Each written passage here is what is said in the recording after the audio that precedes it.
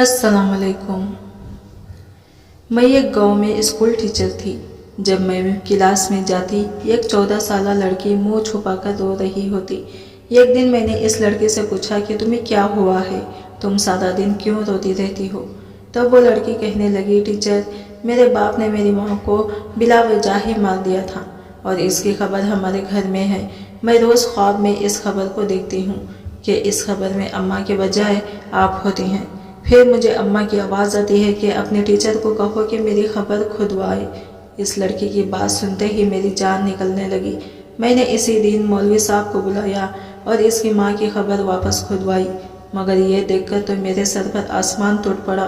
वहाँ तो इस लड़की की, मेरा नाम फातिमा है, मेरे नज़दीक रिश्ते बहुत अहम थे, इसीलिए कुछ भी हो जाता, कोई मुझे जितना भी तंग करता, मैं इस सबको माफ़ कर दिया करती।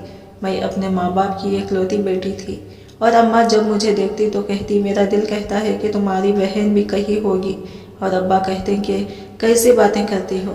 डॉक्टर ने खुद कहा था, बल्कि मुझे मुर्दा बच्चे भी दिखाई थी। तुम क्यों हर वक्त खुद को झूठी तसल्लियाँ देती हो। ये मान नहीं लेती कि हमारी सिर्फ एक ही बेटी है और इसके अलावा हमारे पास कोई और नहीं। मगर अम्मा कहती कि मेरा दिल गवाही देता है कि मेरी दूसरी बेटी जिंदा है और एक माँ का दिल कभी झूठ नहीं बोलता। मैं इसी वक्त मैट्रिक में थी। अम्मा से पूछती तो अम्मा कहती हैं कि जब तुम पैदा होने वाली थी तब डॉक्टर ने बताया कि 2 जुड़वा बेटियां हुए। मेरे पास अल्ट्रासाउंड रिपोर्ट भी थी और जब तुम इस दुनिया में आई तो इसी डॉक्टर ने कहा कि एक बच्ची पैदा होते ही मर गई थी। भला ये कैसे हो सकता है, वो झूठ बोलती है। और तुम्हारे अब्बा ने मेरे कहने पर बहुत तलाश किया, पुलिस में रिपोर्ट भी दर्ज करवाई, मगर कुछ हासिल ना हुआ। अगर वो डॉक्टर झूठी होती तो ज़रूर भाग जाती, लेकिन वो भी नहीं भागी थी और ना ही वो मानी थी। बस फिर मैंने ये मान लिया कि वो सच कहती होगी। पर कभी कभी मेरा दिल कहता है कि मेरी बेटी जिंदा है और मैं अम्मा को तसल्ली देती कि आप बिल्कुल फ़िक्र मत करें, एक दिन मैं अपनी बहन को ज़रूर ढूंढ निकालूंगी। वक्त गुजरता गया। जब मैं कॉलेज में पहुंची तो फूफू ने रिश्ता तोड़ दिया। असल में मेरा रिश्ता मेरी फूफू के घर बचपन ही से तय हुआ था।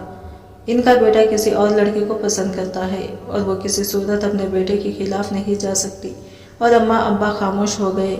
ऐसा नहीं था कि मैं खूबसूरत नहीं थी, पर कहते हैं ना कि इंसान जब किसी से मोहब्बत हो जाती है तो वो इंसान इसे पूरी दुनिया का सबसे खूबसूरत इंसान लगने लगता है।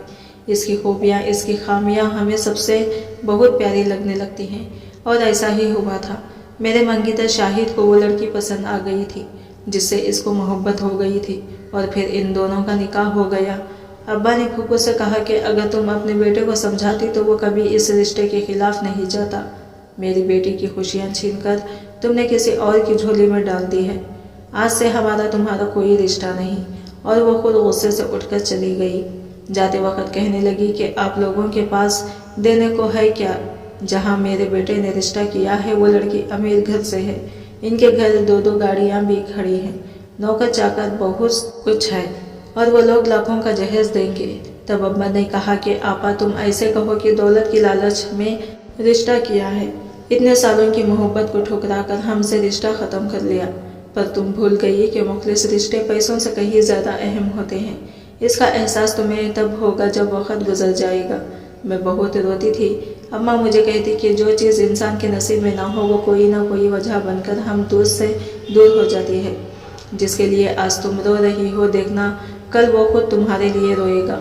बेहतर है कि इस शख्स को भूलकर अपनी ज़िंदगी में आगे बढ़ो।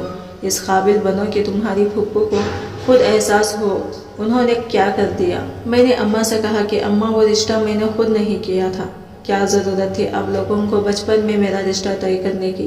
कॉलेज में मेरी सभी सहेलियाँ मेरा मजाक उड़ाती हैं और मोहल्ले वाले जब मैं गुजरती हूँ तो बातें सुनाते हैं, इसीलिए मुझे रोना भी आता है। तब अम्मा ने कहा कि ये दुनिया हर कमज़ोर इंसान का मजाक बनाती है और जब तुम ताकतवर बन जाओगी तो यही दुनिया तुम्हारी तारीफ करेगी।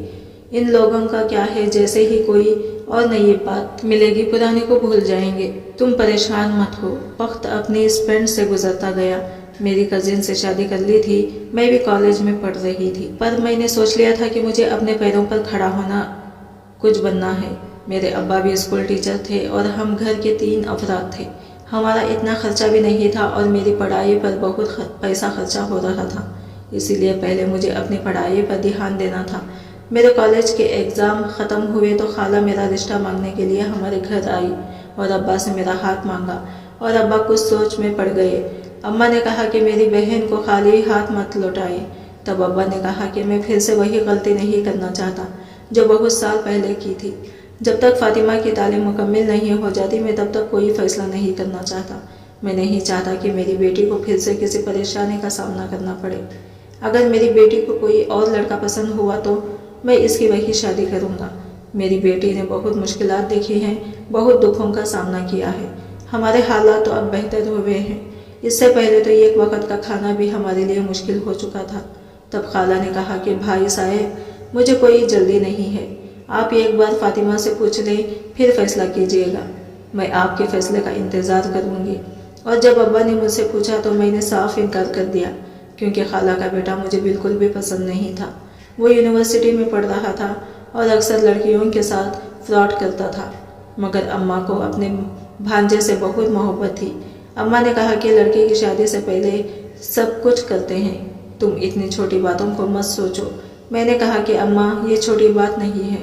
جس انسان کو باہر ہر آتی جاتی خوبصورت لڑکی سے دوستی کرنے کی عادت ہو، اس کو پیار میں پھنسا کر اس کا فائدہ اٹھاتا ہو، مجھے ایسے کسی بھی انسان سے تو نہ تو کوئی رشتہ رکھنا ہے اور نہ ہی کوئی مجھ سے اس کے متعلق کوئی بات کرے۔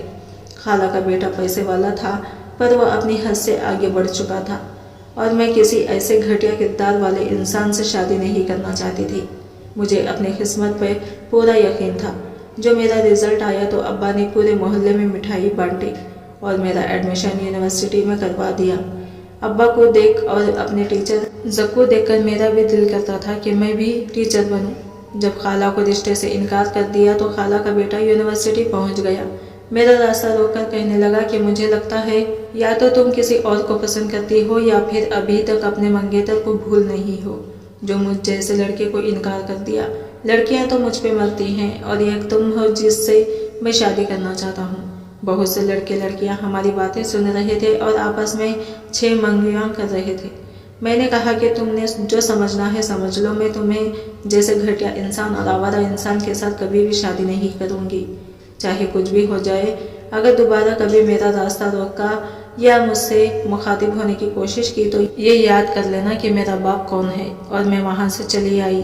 اصل میں میرے ابا پورے خاندان میں غصے اور غیرت کی وجہ سے بہت مشہور تھے، پر گھر میں سب کے سب بہت رحم دل اور محبت کرنے والے تھے۔ ابا کہتے تھے کہ انسان کو اپنا معیار بنا کر رکھنا چاہیے، اس کا یہ کیسا کردار ہونا چاہیے تاکہ کوئی بھی آدمی ہم سے مخاطب ہونے کے لیے 100 بار سوچے۔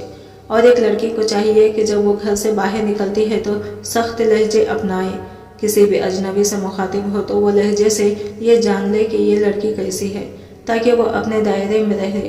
ابا نے مجھے بہت مضبوط بنایا تھا اور یہی وجہ تھی کہ مجھے اب باہر کے لوگوں سے ڈر نہیں لگا کرتا تھا۔ پھر ایک دن میری خوشی کو انتہا نہ رہی جب ابا نے میرے لیے گاڑی خریدی۔ مجھے خوشی کے مارے سمجھ نہیں آ رہا تھا کہ میں کیا بولوں، کیا کہوں، اور ابا کے گلے لگ کر رونے لگی۔ ابا نے کہا کہ تمہارے باپ کی اتنی حیثیت ہو چکی ہے کہ وہ اپنی بیٹی کی گاڑی خرید کر دے سکتا ہے تاکہ میری بیٹی اپنی کار پر یونیورسٹی آ جائے، ایسے بسوں اور رکشوں میں دھکے نہ کھانے پڑے۔ اور پھر میں ذیشان سے کار چلانے سیکھنے لگی۔ ذیشان میرے ساتھ یونیورسٹی میں پڑھتا تھا، وہ کبھی ابا کے اسٹوڈنٹ رہ چکا تھا۔ ابا نے ذیشان سے کہا تھا کہ مجھے کار چلانا سکھائے، اسی لیے وہ بڑی توجہ سے مجھے کار چلانا سکھا رہا تھا۔ ان دنوں ہم دونوں فری تھے، اسی لیے میرا سارا دھیان اپنی کار پر تھا۔ اماں کہتی کہ جلدی سے سیکھ لو تاکہ مجھے بھی جب بازار جانا ہو تو تم لے کر جانا۔ پہلے شروع میں ابا کو ساتھ لے کر جاتی تھی کیونکہ مجھے بہت عجیب لگا کرتا تھا ایسے ذیشان کے ساتھ اکیلے جانا، مگر جب ابا نے کہا کہ وہ میرا طالب علم رہ چکا ہے اور ایک استاد کو اپنے طالب علم کے بارے میں پتہ ہونا چاہیے اور بہت اچھے سے پتہ ہوتا ہے۔ پچھلے 16 سالوں سے میں ذیشان کو جانتا ہوں، اس کے ابا کے ساتھ بھی بہت دوستی ہے، اسی لیے تم بے فکر ہو کر جاؤ۔ اور ایسا ہی تھا، ذیشان صرف کام کی بات کرتا تھا اور کبھی اس نے میری طرف دیکھا بھی نہیں تھا۔ وہ یونیورسٹی کے ساتھ ایک میڈیکل اسٹور پر کام بھی کرتا تھا، بہت خوددار انسان تھا۔ اس کی سب سے اچھی بات یہ تھی کہ وہ دوسروں کو عزت بہت دیا کرتا تھا۔ میری زندگی میں خوشیاں ہی خوشیاں آ چکی تھی۔ میں یونیورسٹی پڑھ رہی تھی جب ٹیچر کے جاب کے لیے اپلائی کیا اور قسمت سے مجھے ایک اسکول میں ٹیچر کی جاب بھی مل گئی۔ ابا کہتے کہ آج کے دور میں بغیر کسی رشوت اور سفارش کی جاب کا مل جانا بہت بڑی بات ہوتی ہے۔ وہ لوگ جو پہلے مجھے باتیں سناتے تھے، منگنی ٹوٹنے کی تانے دیا کرتے تھے، وہی لوگ کہتے کہ تمہارا کزن تمہارے قابل نہیں تھا، اچھا ہوا جو یہ رشتہ ختم ہو گیا۔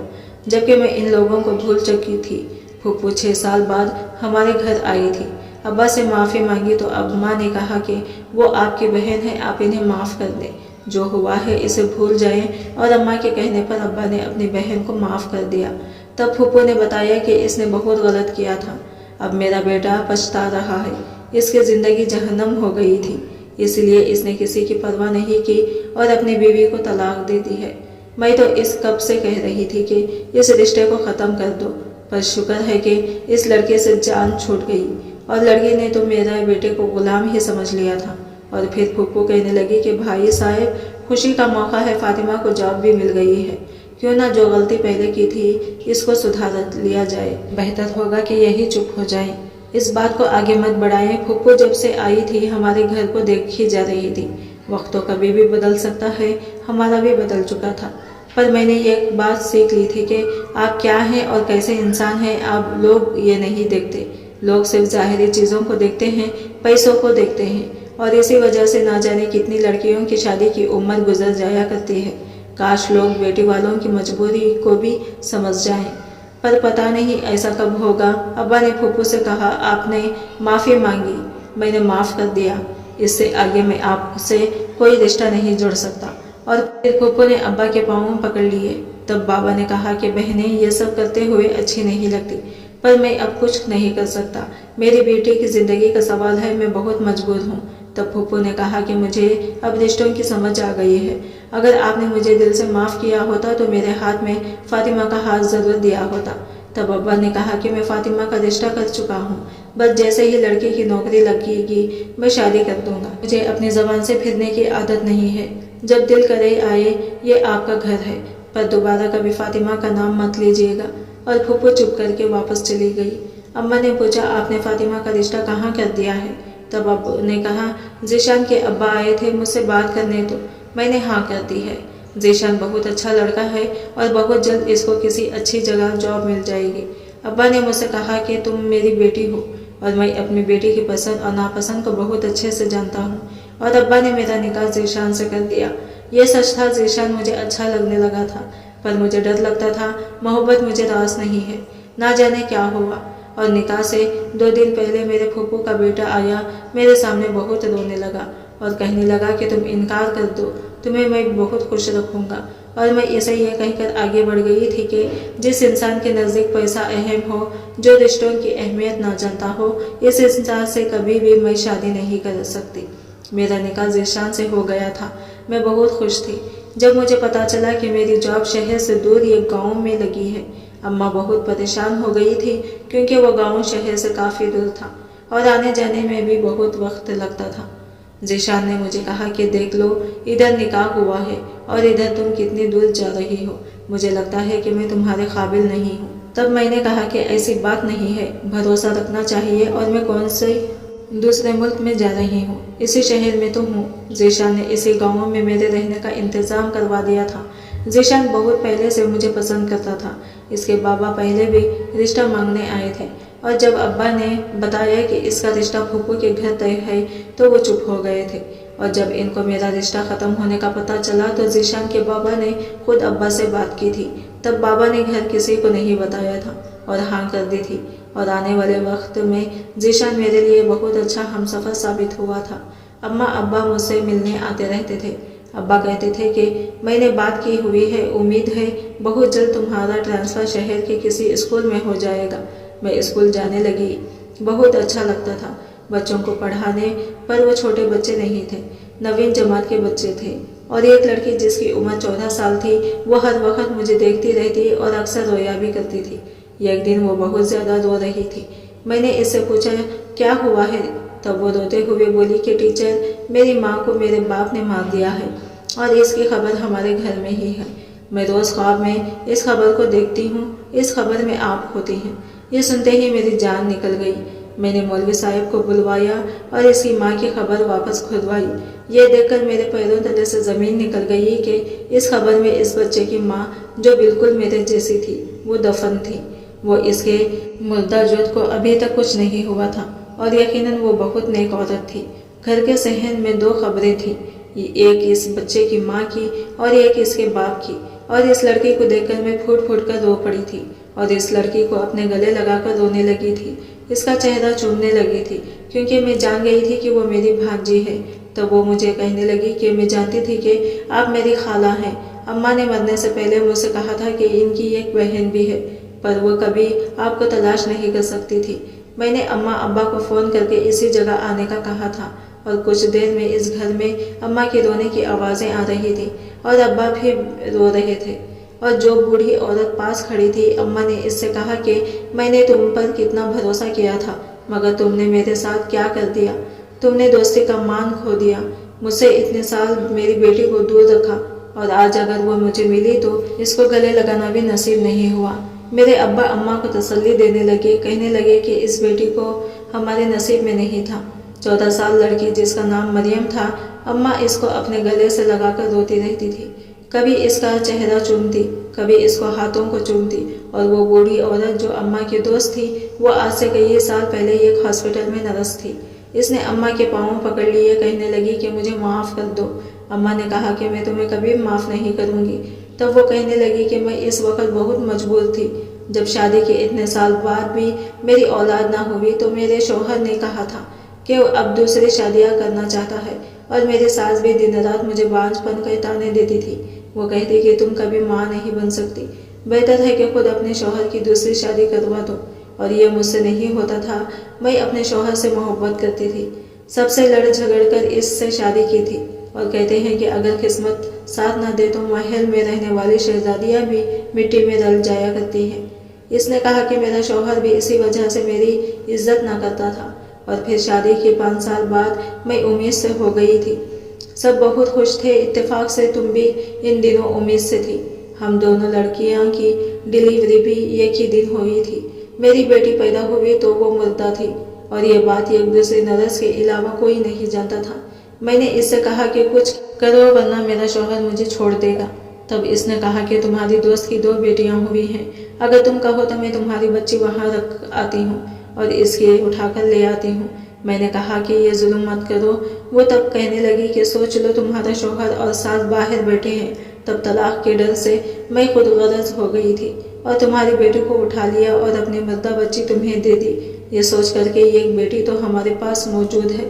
میری ساس اور میرا شوہر بہت خوش تھے۔ اس کے بعد میرا شوہر میرا بہت خیال رکھتا، وہ کہتا کہ میری بیٹی میری دنیا ہے۔ میں اب اپنی بیٹی کی خاطر کبھی دوسری شادی نہیں کروں گا، چاہے کچھ بھی ہو جائے۔ تب میری ساس بھی خاموش ہو گئی تھی۔ میرا شوہر بھی بہت خوش تھا، میری ہر بات مانتا تھا، پر میرا ضمیر مجھے ملامت کرتا۔ جب تمہیں روتا دیکھتی کئی بار سوچا کہ تمہیں سب بتا دوں، اگر ہمت نہ ہوئی، اور پھر سے میں ایک دن تمہیں کچھ بتائے بغیر ہر رابطہ ختم کر کے دوسرے شہر چلی گئی۔ پر یہ سچ ہے کہ میں نے تمہاری بیٹی کی پرورش بہت اچھی کی تھی، اسے کبھی کسی چیز کی کمی نہیں ہونے دی، وہ بالکل تمہاری عادات کے مالک تھی۔ مجھے ایسا لگتا ہے کہ جیسے وہ تمہارا عکس تھی، اور پھر اسے کسی سے محبت ہو گئی۔ مجھے بہت ڈر لگتا ہے کہ کہیں جو کچھ میرے ساتھ ہوا وہی میری بیٹی کے ساتھ نہ ہو۔